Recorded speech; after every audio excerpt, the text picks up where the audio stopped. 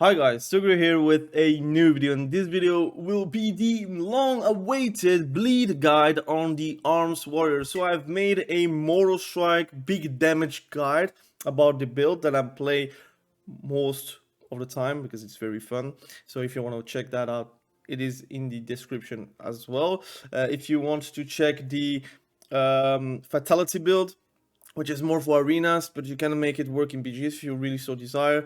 It's also in the description. And now we are going to cover the Bleed build, which is one of my favorites, but it has its times. Sometimes it's very fun, sometimes it's a bit sad because you're playing versus like a lot of paladins that can bop themselves, for example, or evokers that basically can cauterize themselves. So Thunderous Roar has no value versus them, for example. So it's very situational, and I would say that it's not like a lock-in that you should always play in every arena match. For example, if you play versus an evoker, if you play versus a holy paladin, for example, it's a bit risky to play that build because Skull Splitter might just hit nothing if they bop themselves, right? So I'm going to talk about the stats. It's a bit redundant because we did talk about it in the previous videos, but if you haven't watched my previous videos, those are the stats that I'm going for. I will talk also about the builds. I'm going to talk about, of course, the variations in those builds, the talents that you can switch out, and the talents that I'm playing most of the time, which is going to be in the comment section below with the loadout that you can actually copy it and put it on yourself and actually test it out. I switch it from time to time, but you will see whenever I'm going into the build section. I also talk about the strengths and weaknesses of that build, and of course a bit of the rotation and the variation on the rotation, because Arms Warrior is a bit methodical, so it's not always A, B, C, D. It's going to be sometimes A, and then to C, and then to a B, and then to a D, you know? So you need to, you have the puzzles, and you have to put it in your own mind and in your own way versus your own enemies, right? So I think that's what's fun about Arms Warriors. So let's talk about the stats. And like I said in my previous videos, I really like stacking crit. And now with bleeds even more, because I feel like whenever I'm critting on rends and deep wounds, whenever I'm doing Skull Splitter, someone dies like super fast. And whenever I'm not critting, which is RNG. Let's say that it could also not crit even though you're stacking crit, but it will be more likely to crit if you're stacking crit, right? So whenever you crit, it can delete someone, and whenever it doesn't crit, like it's a bit, yeah, it's like the minimum that you can do with the damage that you are actually given to. And I feel like with crit, it feels super well. It's super nice to play. Overall, all the builds work with crit, and I feel like mastery stacking doesn't work for me. I tried it because I have a lot of honor. I play a lot of BGs with Arms Warriors because I really like this class, and I can't wait to do solo shuffles and try to hit as high as I can. And try for the tops, right? But we'll see, we'll see. I also like to go for a bit of haste. And of course, with later seasons, whenever you have more stats for crit, more stats for haste, you can just switch a bit around and get more haste and a bit less of crit. But it all depends on season 2, season 3, season 4. But I will make guides for that too. I also stack versatility. So on my rings, I have like plus 73 versatility. I'm not rich. You can go for higher, I guess. But again, we are going to cover also about the gems and such. So I didn't do that in previous videos, but I'm going to do that right now. I have like two neck sockets because I'm not rich. But whenever the conquest gear is going to come up and we have like definitive gear, I'm going to spend a bit more gold for that.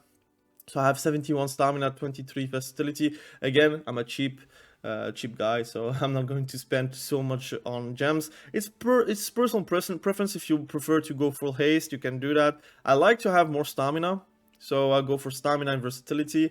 I have speed on my cloak because I like to have 10% at all times, and you can even go with a talent to 15%, so you can really be a fast boy.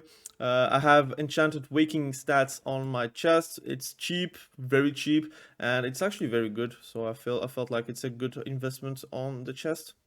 I have braces that has 125 speed, which is again super good because you want to be fast. I have burning writs on as an enchant, but I felt like It's not really written, but I think the quality of the enchant makes it that it pops less often. So that's annoying. I have to spend more to know if it's really that. But Burning Writ gives you crit. So whenever it pops and you're popping CDs, you can really one-shot someone because you will crit everything. So you will have 35 or 40% crit depending on situations. And I really like it. So you can try it for yourself. I go for the mastery weapon. Because of the splash damage, you have 444 and 825 damage, so it has a higher end, but it has a lower. I like to have 825. Why? Because again, if you're doing a mortal strike and you get lucky and you will hit for a lot, like at the moment I tested on a dummy, it can change at any time, right? But since the buffs to arms warriors that are live today in EU, I'm hitting for 250k on Mortal Strike whenever everything lines up on the Mortal Strike build. So, I mean, I'm very happy for it, but if I'm going to hit someone with that, it's pretty much a one-shot, right? So, we have, of course, the legs enchant, which is very good at Fierce Armor Kit, which gives stamina and strength. What more to ask? And rings, I have 73 versatility on both, and I play with the unused trinket. Very nice to pair it with Avatar, or if you play Bladestorm, you can pair it with Bladestorm as well. It's a very good trinket to have. Those were the stats, really. I talked a bit more in my previous videos, but if you want to check it out, please check it out. Now let's talk about the build. So there's a lot of variation. Again, this is pretty much my class tree for BGs, because again, I don't feel like I'm going to do a lot of intervene. I don't feel like I need Berserker Shout because I'm very selfish in BGs. At least not in RBGs, but in BGs I am. So you don't really need intervene. You can even opt for second wind instead of something else. You can remove something and go for second wind. Bitter immunity, I take it because again, like a viewer said to me, you can really make it easy macro with it. So you put bitter immunity with Rallying Cry, and you will like do a shit ton of healing to yourself. So it's a very good possibility to actually survive damage. That's pretty much the build I'm going for. I play also with Wrecking Throw all the time. I do play with the PvP Talent Demolition because there's a lot of warlocks, there's a lot of shields going on. So whenever I'm doing like Avatar and Wrecking Throw, the whole Dark Pact is just gone, and that warlock is like wondering what's happening to them, right? And it just makes Warlock a bit more killable. And since there is a lot of Warlocks these days, I feel like Wrecking Throw is a great addition to Warriors in all times. We play with Pain and Gain and such. Well, that's very basic. All my class guides talk about the class tree, so I'm going to directly go to the bottom, which is the interesting part about the builds that I'm talking. It's always a bit different, right? Here we play with just Avatar and not the Wall of Torment, which I'm really liking it on my previous builds. But with the Bleed build, you don't really have a lot of points to spend. We go for Thunderous Roar because again, with a talent on the arms tree, you will have a buff to now with the class tree. You will get a buff of 15% on bleeds, so effectively negating the 15% nerf on the rend ability. Still, bleeds are nerfed in PvP, so in PvE you will still hit for way more than in PvP, but you can definitely one shot one KO, one hit KO on someone. So it's still worth it to take. So I do take Thunderous Wards because it's a increase on the bleed effect and increase on damage of all your bleeds. So you can basically do Thunderous Roar, bleed, Rend, and then Mortal Strike for the deep wounds, and then Skull Splitter. Or you can just have a Rend already up, a mortal wound, so deep wounds on the enemy, and then you can do Thunderous Roar into Skull Splitter, so they cannot really react on it. So there's many ways to go for. Like I said, Arms Warriors is more methodical. You can do A, B, C, D, or you can do B, C, D, A, or you can do A, D, C, B, or whatever you can do, to be honest.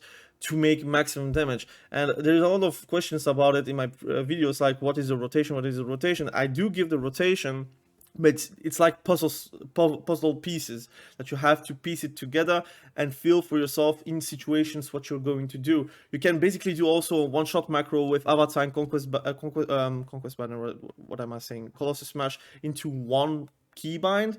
And you can do that all the time, but what I like is you can do Colossus Smash. You see them doing a wall, like a damage reduction ability on themselves.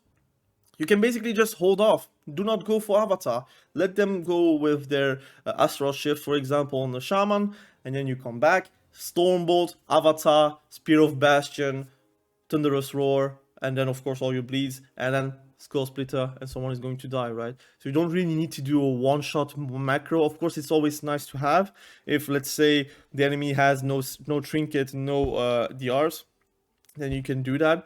But I feel like situations are very nice for arms warriors, and you can really hold off on your burst because people are just going to pre-wall things, right? Anyways, that's for the rotation. Spear of Bastion, still fan favorite. We do lose per piercing verdict. Spear of Bastion can hit for a lot if you're critting, but you're not going to do that because you lack the points, and you also don't even take 200 weapon specialization, or else you will lose either Elysian Might or Avatar, and you don't really want that, right? So again, I really like that class tree for bleeds, but you can of course change a few things if you so desire.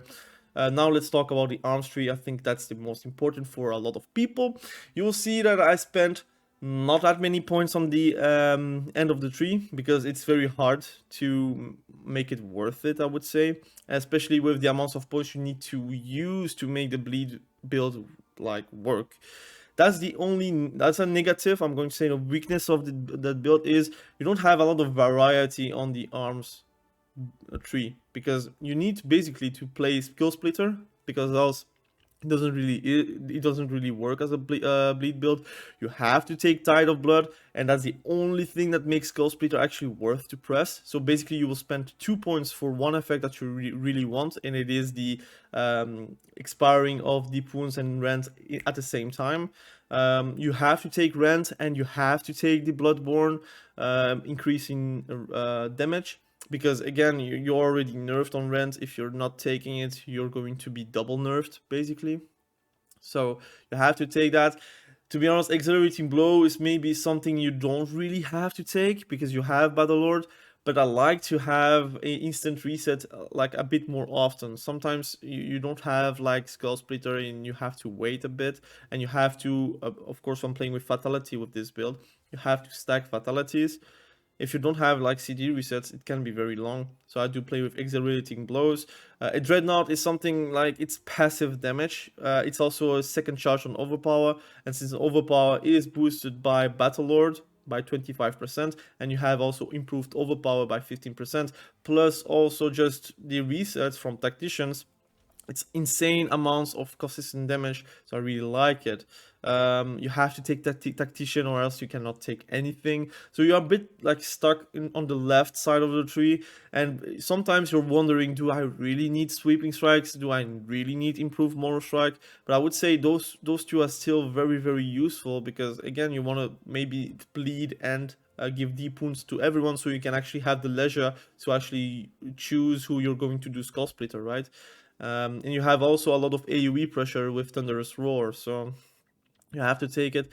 You can also not take in for the kill, but I like the haste effect because you do have a bit less haste on your gear since you're going for crits. You can also just remove this. You can also remove Blood Surge, for example, and go for 2 points into Valor in Victory to get a shorter die by the sword. It will be 30 seconds shaved off. It is important sometimes, and sometimes it is not, depending on the comp that you're going to play in arenas, or depending on BGs, how it's going to be. Sometimes you don't really need die by the sword every 2 minutes. So I go in for the kill and Blood Surge. That's more or less what I'm playing. So the whole left side of the tree is just not interchangeable. I do play with Bloodletting because you have to. 6 seconds longer on the bleeds are actually super helpful, because else you will have to always reapply those bleeds before you're going to do a skill splitter. So it's a lot better for that as well, and you will have a 5% increased critical strike chance. And that's what I mean. Like if you're like stacking crits and you have bloodletting and you have other like talents that are going to help you crit more, it makes it like super nice to crit all those bleed damage, because then it will be enough to one-shot someone.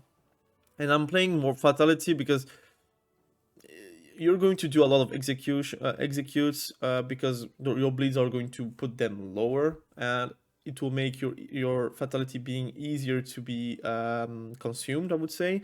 But the most important fact is you have Battle Lord and you have accelerating blows, so you will do a lot of moral strikes, and which makes it a lot easier to apply those stacks. Again, in arenas, it's much more easily to stack fatalities, right? So you will see in BG sometimes you will feel like Fatality doesn't do anything because you're killing people way too fast. But in arenas, whenever you have a healer to face against you, you can really need Fatality. So again, it depends on your playstyle. I really like it. To be honest, you could also just do this: Fatality gone, in for the kill gone, Blood Surge gone, and you go for like Blade Storm if you want the extra moments of non-CC, I would say, on you. Or you can just go, for example, on execution's precision, so you have more damage on more strike, which is also a fair thing. You have a lot of variety, I would say, on the few things that are movable for the bleed build, but my preference goes for Fatality, in for the kill, and Blood Surge, because you will have a lot of rage regen, but also the possibility to kill people fast in arenas. If you're getting someone low and you have like 5 stacks of Fatality, that guy is going to die, except if they have like a DR, like a damage reduction ability on themselves. So pretty much this is my build. PvP talents, there is a slight variation, but also not much. For example, Demolition is for me a fan favorite. Like I always have this in BGs, but in arenas, if you're not facing versus warlocks, if you're not facing versus specific like disc priest or whatever, you don't really need Demolition. Demolition makes it a 20-second CD, more or less, which is something very nice. Like, for example, versus a paladin, like a retribution paladin, and he pops his shield cooldown, that basically whenever it pops, it does a lot of damage. If you can kite it, throw Wrecking Throw, that CD is gone, and he will have no damage from it because you're gone from it, and you're going to pop it in one GCD, so they will be very sad. So I really like Demolition. I think a lot of people do not understand how powerful it is. Of course, in arenas, if you're playing versus a warrior and the rest of the druid, you maybe you don't need to have Demolition, so you can go for Disarm. So there is a variation out there, but it's in arenas. In PGs, you can face versus like 3 warlocks, so you better have Demolition, right? Sharpened Blade, something that you will not opt out because it will give you a 50% reduce on healing taken on the enemy team, on the enemy whenever you're doing a Mortal Strike. That's pretty much a locked-in ability, except if you're playing like double DPS and you're playing versus, let's say, an Arms Warrior and another one that doesn't heal themselves, like for example, I don't know, Destruction Warlock. You don't really need that because they are not going to self-heal that much. Like something like that, a double DPS comp that doesn't really heal. Although everyone has heals now, so Sharpened Blade will be always good. But anyways, and Warbringer, there is a variation there where you could maybe play with Death Sentence since you have Fatality. So that's a possibility, but it has a 6-second CD, so you have to take that in mind, that sometimes you're going to press execute and it doesn't make you move. And it's a bit clunky as well. Like it's not really a real charge. You're stopping like super far away from the enemy, so it's so weird. I prefer it to rework this one and just make it a charge, like a pure charge with an execute effect, and remove Warbringer, for example. But anyways, I play most of the time Warbringer because it does AoE damage in BGs, but also it just roots. I like it, but sometimes whenever they blinking away or whatever, the damage portion doesn't work. So it's very weird. You have duel, which is also nice. People, I'm going to talk about PvP talents in a future guide, because else it will be a 50 minutes video, and it's not really a season or arms warrior guide. It is more the bleed guide. So let's talk about strengths and weaknesses, and then rotation. Strength of that build is it's not really a strength, but it is very fun to play, right? It's a different way to play a warrior. It's very much different from Shadowlands, very much different from BFA. So it's enjoyable to play, I would say, because it's different. So if you want to play sometimes a more strike build than a Blaze-Storm build or whatever, and then you want to have a change of pace, play this build. It's going to be very fun, very much a lot of adrenaline going on, and I really like that build too. Another strength is it is sometimes unpredictable, because you don't need to do Thunderous Roar as first. What you could do is basically Rend, Deep Wounds, and you can even do then Colossus Smash into a Thunderous Roar with Avatar, so you can link those two, and then you can go for a big Skull Splitter, or you can even go for a Spear of Bastion, and then do your whole like rotation, and then whenever it crits, it will crit for 15% more damage with Spear of Bastion. So it's very flexible in how you're going to do your rotation, and it also is unpredictable, because people are not going to always wait for the Skull Splitter. They are going to pop cities before, because they think they are going to get one-shotted, and then you have like all the time in the world to do your rotation. So that there is some mind games going on, and people will think, oh god, I got a brand on myself, I have a deep wounds, and he popped Colossus Smash, 100% he's going to do Thunderous Roar into Skull Splitter. I'm going to do a damage reduction ability on myself, and I'm going to be safe. And then you're going to hold back, and then reapply Rend, reapply deep wounds, Colossus Smash again in 45 seconds, or you can just say, nah, I'm not going to do Colossus Smash, Spear of Bastion with Avatar, Thunderous Roar, Skull Splitter, and someone is going to die. And then you can do an Execute, for example, and he's dead. And of course, Execute has been improved with previous patch, with this patch actually. So the damage is really, really good. So the strength is flexibility. The weakness is there's a lot of classes that can actually remove bleeds. I'm talking about Evoker, but also I'm talking about Holy Paladins, because Pops remove physical damage abilities on themselves, like for example debuffs like Bleeds, Deep Wounds, that's going to be removed. Thunderous Roar is a 1.5 minute CD, and Uproar is a 15 seconds in PvP, so it's not worth it, because what do you have lined up with a 1.15 seconds a CD? You don't really have it on 75 seconds like cooldown, so it doesn't really, it's not really worth it to take. People can just counter you super easily with it. It's also, you know that your damage is coming from bleeds. It's not that you're going to kill someone outside of that. You can do, because Moral Strike does hit now for something very, very high, in my opinion. I think it's going to get nerfed. It's too good now. Or maybe it's going to be under the radar, because people are still thinking arms is bad for some reason. Well, for me, arms warriors are now definitely a meta. It was already meta in my heart, but now it's meta in my eyes, and also meta on my damage meters, because I feel like someone is going to really cry every time they're going to get critted. But the weakness is, yeah, people can remove bleeds, so it's annoying. You don't have Bladestorm. Again, I say that every video, every build that has not Bladestorm is a build that is much, much, much, much, much more harder to make it work, because you don't have a immunity to movement impairments, you don't have a lost control. Like, again, sometimes you can Bladestorm into a stun, and that stun is not going to apply. You know, sometimes it feels like a trinket, because it's so good. You can really see the Stormbolt coming into your way, and if you are fast enough, you can just Bladestorm out of it, right? So Bladestorm is an ability that is very fun to play, and if you're an arms warrior since like previous expansions, and you don't play with Bladestorm, it feels very weird. And that's really true. It feels weird to play without Bladestorm. But that's my opinion. Some people do like to play without Bladestorm, and that's all good. But that's a weakness for me.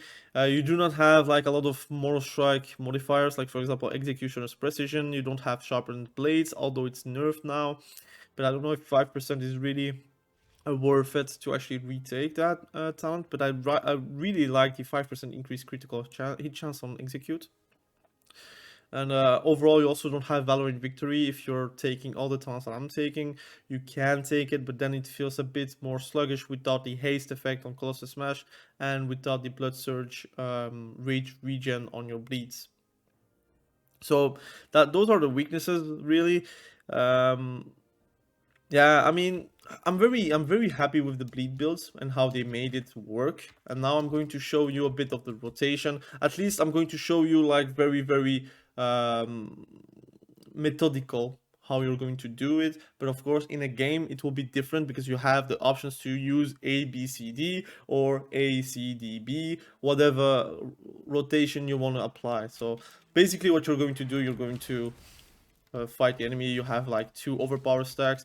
You're going to, of course, always have the deep wounds applied. What you're going to do is do a rend effect and then Colossus Smash to apply the deep wounds, and then Skull Splitter, for example, that's a normal rotation. You don't really need to go for Thunderous Roar, and it already does some damage, right? So one rend without critting, it will do 45k. If it crits, it can go very high. It can sometimes go for 75k if you're critting everything.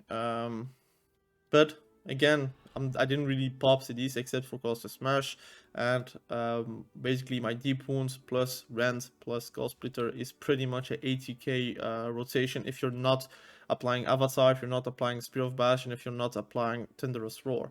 And now if you're going to apply all of these, you're going to Mortal Strike into bleed, and then you're going to do a Colossus Smash into Avatar, into Thunderous Roar, into Spear of Bash, and into Skull Splitter. And then you're going to do a lot of damage. Like I stopped hitting, and Deep Wounds, Rend, Thunderous Roar, all of these, because it's only like 2 applications of Deep Wounds, but it doesn't really matter because I did expire everything. It does 150k, 111k on the dot, and then the Thunderous Roar, if it crits, it can do 50k. Now it's 30k because it's a normal hit. So the whole rotation can just one-shot someone. Now, again, you can choose however you're going to apply. You can also just start with Thunderous Roar and then go for Rend and Deep Wounds and then Skull Splitter, so you have the most value of the Skill Splitter. But I like to be a bit less predictable, because if you're doing Thunderous Roar, people are going to have weak auras for that. So they are going to pop everything to actually save themselves, and that's a pretty big CD of yours, so you don't really want them to react on it. So I prefer to do Thunderous Roar at the end, so I can actually do a Skull Splitter right after. And even though I lost a bit of ticks on Rend and the Deep Wounds, it doesn't really matter because it does expire anyways. It's not like it's going to add more damage whenever you're doing Skull Splitter. It's just going to expire everything into one bursty rotation. So I'm going to do again. So overpower. You want to do a execute. You're going to do an execute. Overpower again. What you're going to do, you can maybe do a Mortal Strike effect for the Deep Wounds, and then you're going to do a Colossus Smash with a Avatar, Spear of Bastion, and then reapply the Rend, Skull Splitter, and it does a lot of damage, right? Again, 80k on the Rend. You have Deep Wounds for like 61k on that rotation. It was very fast. Thunderous Roar critting for 70k pretty much. And the dot effect can go upwards to 100k depending on the crits, and can go as low as, let's say, 70k, something like that. So you have like a splash of damage that is going to be very consistent with that build. You can again choose and pick whatever you're going to do whenever you're going to crit, whenever you're going to do a burst, whenever you're going to do a normal rotation. Like again, those rotation like a timestamp that I'm going to talk about is very flexible. Again, you can do whatever you want in the arena match or in the RPG match, as long as you can kill the enemy team. And if you want to like separate some CDs, and basically you only have Colossus Smash, and you have a Deep Wounds with a Rend, and you're going to do a Skull Splitter, it can do also a lot of damage. Like that small rotation, basically doing a Mortal Strike, like double overpower Mortal Strike with a Colossus Smash with a Rend application at the end, with the Deep Wounds, and then a Skull Splitter is enough to kill someone, because it does 288k in total. And sometimes it crits for more, sometimes it crits for less, but the damage is very, very good because it's predictable how much you're going to do between the minimum and the maximum damage. Maximum damage is critting everything, and the minimum damage would be, let's say, if you're critting nothing, right? So I really like that build. Overall, I'm very happy with the state of arms. I think in all my videos I say that I'm very happy of the arms design, but especially also the feel of the class, and I hope more people are going to play arms. I know Fury is tempting because it's very easy to play. Basically, if you're playing the Rampage Bloodthirst build that everyone is talking about, it's basically just a 2-button spec. Basically, Rampage, Bloodthirst, Bloodthirst, Rampage, Bloodthirst, Bloodthirst, Rampage, Bloodthirst, Bloodthirst, whenever you are in a recklessness. I don't know about you, but I don't really like that gameplay. I liked Fury before, what it was a bit more like arms, but with 2 weapons and a bit more consistent and not only burst damage. But now it's only burst damage and it stops there. Like the consistent damage is your burst basically. I don't really like that gameplay. I also know that it's going to get nerfed eventually and nobody will touch it anymore. So I urge people to actually play arms, to test it out, play it out, and actually learn how to play with arms, because it's much more difficult to play arms than Fury, and people will get disappointed with Fury getting nerfed because it will get nerfed for a lot. I think those bleeds are going to get nerfed, the self heals are going to get nerfed, Bloodthirst is going to get nerfed, and it will be a bloodbath. So I prefer guys to have expectations that are going to be lined up with the current situations in PvP, and Arms Warrior is probably the most sane spec out there to actually main, but also to feel the meta, because I think it's a very meta spec without being obnoxious, and that's the goal. Every class should be like this, but that's more or less my rant about the PvP specs as a whole. Please play arms, it's very fun. I kind of like to be the outcast, so you don't really need to go arms. But if I have to give a tip, go arms, have fun, and you will see that it's a very good spec to play. So thank you for watching this video. I really appreciate you. All the links in the description about those 2 previous guides, and the build will be in my comment section below, so you can just copy it, put it on your character, and you will have fun instantly. Again, thank you for watching. Have a great day, and we will catch each other very soon in the next video. Have a great day. Bye. No, man, I still go, go, go, go, go, go, go, go, go, go, go, go, go, yeah, go, go, go. Hustle hard, hustle every single day. I'll be making moves till I'm buried in my grave. To the system, I don't wanna be a slave.